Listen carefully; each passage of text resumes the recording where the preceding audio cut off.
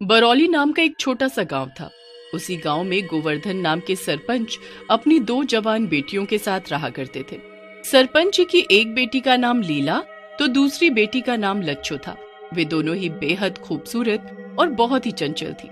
उसी गांव में रंगीला नाम का एक लड़का रहता था जो आए दिन गांव की लड़कियों और औरतों पर बुरी नजर डालता रहता था। एक रोज लीला और लच्छो सुबह सुबह नदी पर नहाने के लिए जा रही होती हैं कि तभी लीला की नजर रंगीला पर पड़ती है। अरे ओ रंगीला, तू सुबह सुबह हम दोनों का पीछा कर रहा है, तुझे तो अभी बताती हूँ मैं। अरे लीला, तू तो बेकार ही मुझ बेचारे पर शक कर रही है। अरे मैं तो पड़ोस के गांव में काम ढूंढने जा रहा था। तू तो जानती है कि मेरी हरकतों की वजह से मुझे पूरे गांव में कोई काम नहीं देने वाला। वैसे तुम दोनों बहनें सवेरे सवेरे कहाँ चल दी?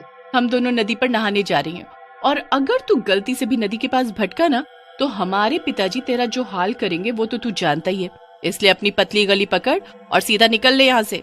रंगीला दोनों बहनों के डर से वहाँ से खिसक लेता है। रंगीला के जाने के बाद दोनों बहनें नदी में नहाने के लिए चली जाती हैं। तभी नदी के किनारे पेड़ के पीछे छिपकर रंगीला उन दोनों बहनों को नहाता हुआ देखने लगता है। गांव में काम ढूंढने तो थोड़ी देर में भी चला जाऊंगा, पर पहले इन सुंदरियों को नदी में नहाता हुआ तो देख लूं। हाय हाय, मजा ही आ गया इन्हें ऐसे नदी में नहाता देख।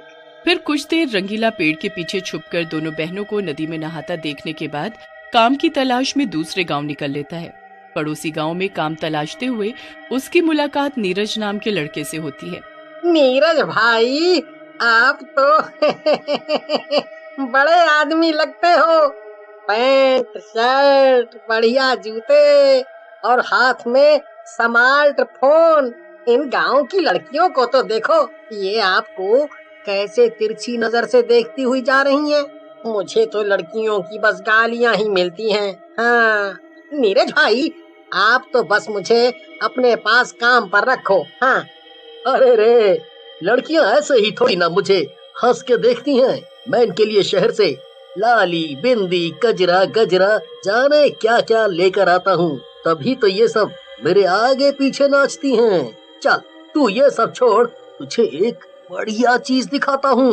मेरे स्मार्टफोन में एक से एक सुंदर लड़कियों की फोटो और वीडियो है। फिर नीरज रंगीला को अपने फोन में लड़कियों की फोटो दिखाता है, जिसे देखकर रंगीला नीरज से कहता है, भाई नीरज, इन लड़कियों में वो बात नहीं है जो हमारे गांव की लीला और लच्छो में है। पूरे गांव में उन दोनों बहनों जैसी सुंदर दूसरी कोई लड़की नहीं है।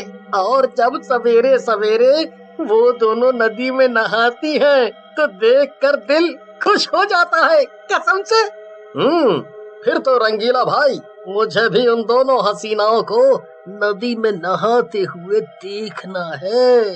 फिर क्या था, अगली सुबह रंगीला नीरज को लेकर नदी के पास पहुंच जाता है और फिर वो दोनों पेड़ के पीछे छुपकर लीला और लच्छो को नहाते हुए देखने लगते हैं। तभी लीला की नजर नीरज और रंगीला पर पड़ती है। हाय रे नाश पीटे, रंगीला तू सुधरेगा नहीं। लगता है पिताजी से तेरी शिकायत लगानी ही पड़ेगी। और ये तेरे साथ में कौन है? हाय दया रे, लच्छो जरा देख तो इस लड़के को, ये अपने फोन में हम दोनों की नहाते हुए फोटो खींचे जा रहा है। रुक, अभी बताती हूँ तुझे। तो क्या कहा तुम दोनों बहनों ने कि तुम अपने पिताजी से हमारी शिकायत लगाओगी? अगर ऐसा किया ना, तो ये जो नीरज भाई ने तुम दोनों की नहाते हुए वीडियो बनाई है ना, वो गांव के सभी लड़कों को दिखा देंगे। हाँ। ऐसा बोलकर रंगीला और नीरज वहाँ से चले जाते हैं। उसी दिन शाम के समय दोनों बहनें बाजार से सामान खरीदने जाती हैं। बाजार में सामान बेच रहा गणपत नाम का लड़का लीला और लच्छो से कहता है, नदी में नहाते हुए तो तुम दोनों इतनी गजब की लग रही हो कि क्या बताए तुमका, एकदम मस्त। हाँ। लगता है उस रंगीला और उसके दोस्त ने हमारा नहाने वाला वीडियो गांव के सभी आदमियों को दिखा दिया है, तभी ये सब हमें गंदी गंदी नजरों से देखे जा रहे हैं। तू चिंता मत कर लीला, कल उन दोनों को हम अच्छा सबक सिखाएंगे। अगली सुबह दोनों बहनें नदी में नहाने जाती हैं। रंगीला और नीरज फिर से नदी पर आते हैं। नीरज नदी में जाता है और दोनों बहनों को छेड़ने लगता है। हाय नाच पिटे, तुझे तनिक भी शर्म नहीं आई जो तू नदी में हमें छेड़ने के लिए आ गया।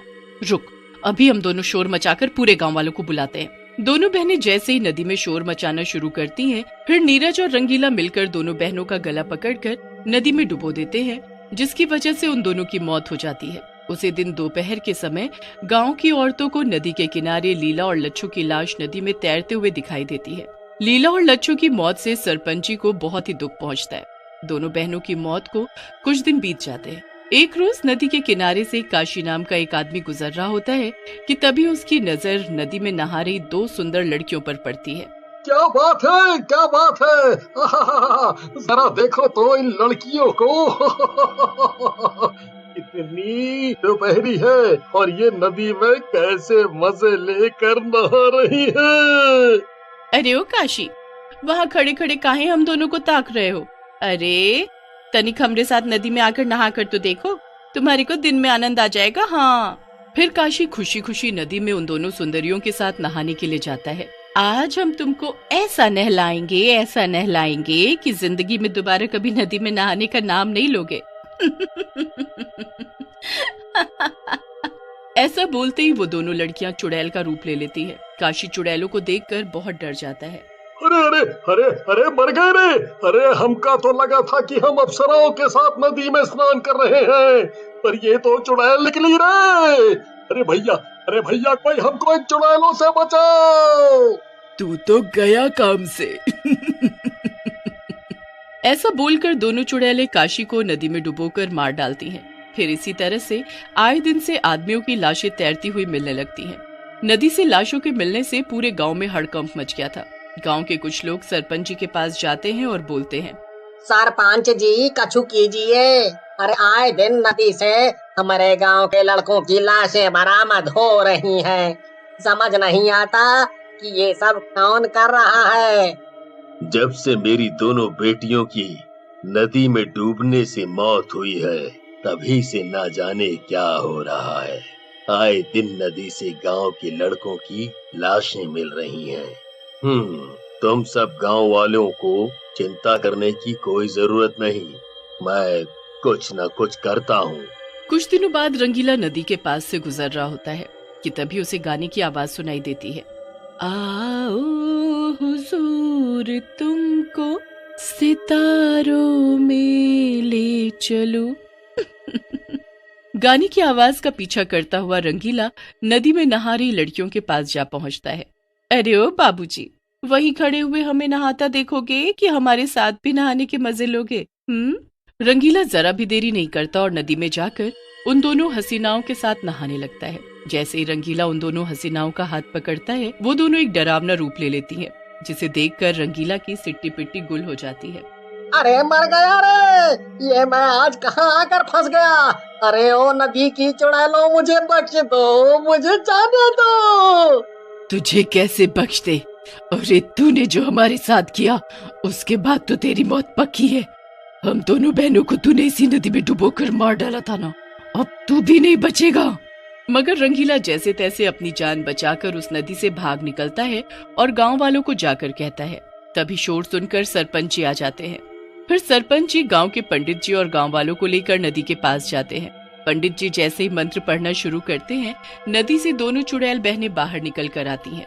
पंडित, मंत्र पढ़ना बंद कर दे, नहीं तो इसी नदी में तेरी लाश भी तैरती हुई नजर आएगी।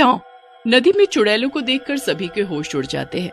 आखिर क्या हुआ है तुम दोनों चुड़ैलों के साथ, जो तुम इतना गुस्सा हो?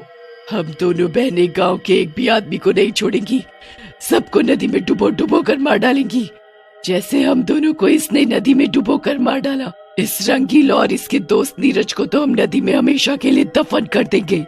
तभी गांव वाले रंगीला को पकड़ लेते हैं। जरूर इस रंगीला ने ही कुछ किया है। चुड़ैल सरपंच जी को देखकर रोने लगती है और बोलती है, पिताजी, मैं लीला हूँ, आपकी बेटी, और ये लच्छो है। फिर दोनों चुड़ैल सरपंच जी को सारी बात बताती हैं।